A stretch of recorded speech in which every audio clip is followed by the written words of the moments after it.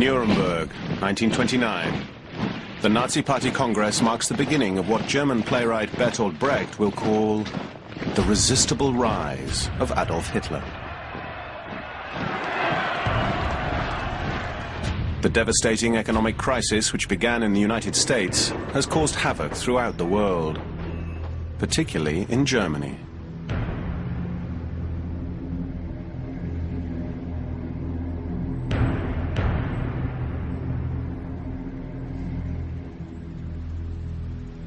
One after another, factories close their doors, and the number of unemployed reaches 6 million.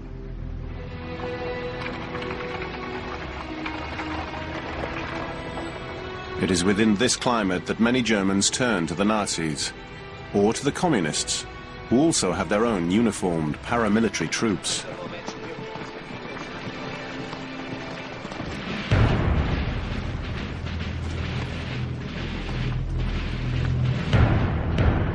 Communists and Nazis clash violently in all the elections that follow.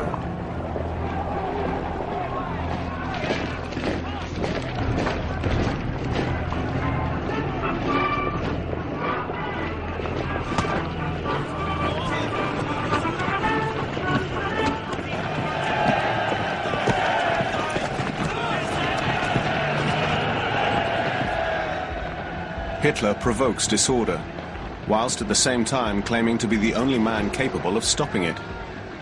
And the tactic proves effective.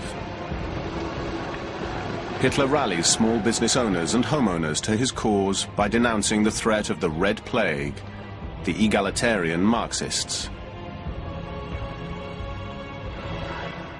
The result is that Hitler is now the leader of the country's second political party, after the Social Democrats.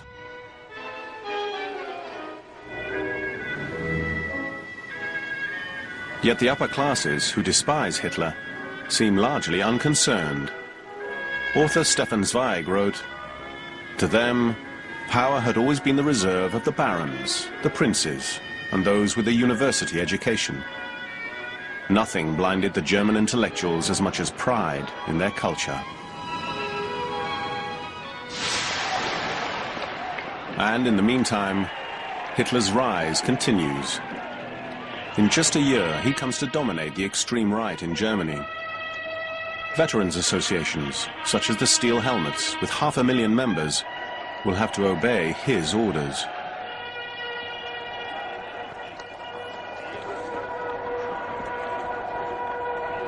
Hitler has just emerged from a scandal which might have finished him. Rumors of an event in his private life circulate in the press.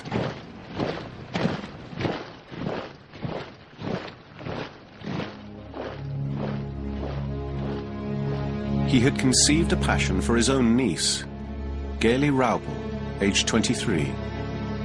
He loved her irrationally, possessively.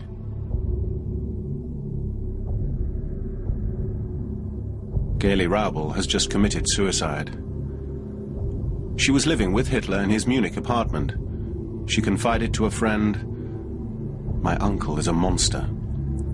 No one could imagine what he demands of me."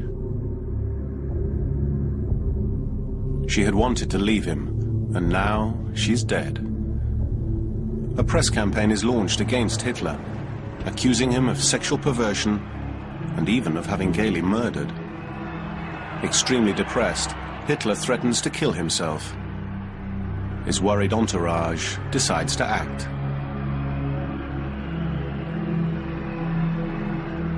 His photographer, Heinrich Hoffmann, has introduced him to one of his secretaries. She resembles Gaily. Her name is Eva Braun.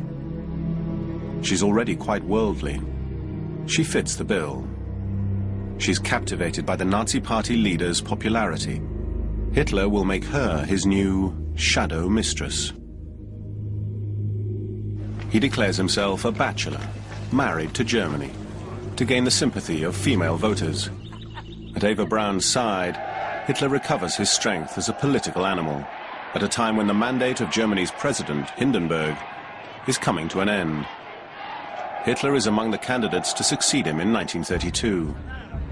Hardly 10 years after his attempted putsch and incarceration, Hitler is on the verge of becoming president of Germany.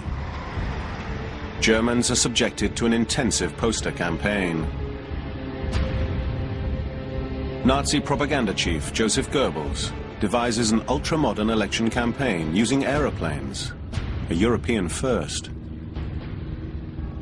The largest commercial plane of the time is provided by the director of Lufthansa Airlines, who isn't averse to this free advertising opportunity.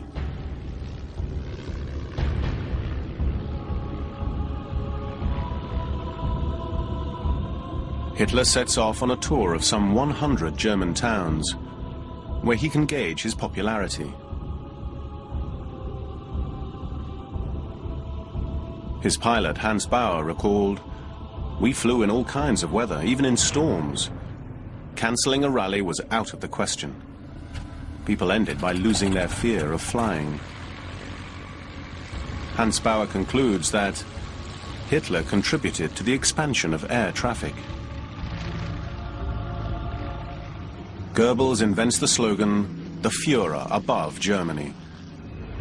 During these aerial hustings, carefully filmed and then projected all over the country, he forges the myth of Hitler, the supreme savior.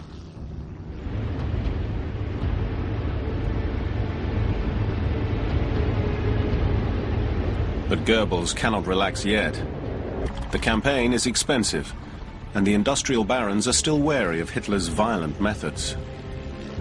The Nazis must charge everyone who comes to listen to Hitler the equivalent of €1. But this doesn't appear to discourage them. A witness, von Spaun, describes his reaction. "I suddenly felt Hitler's eyes on me, and it affected me for the rest of my life."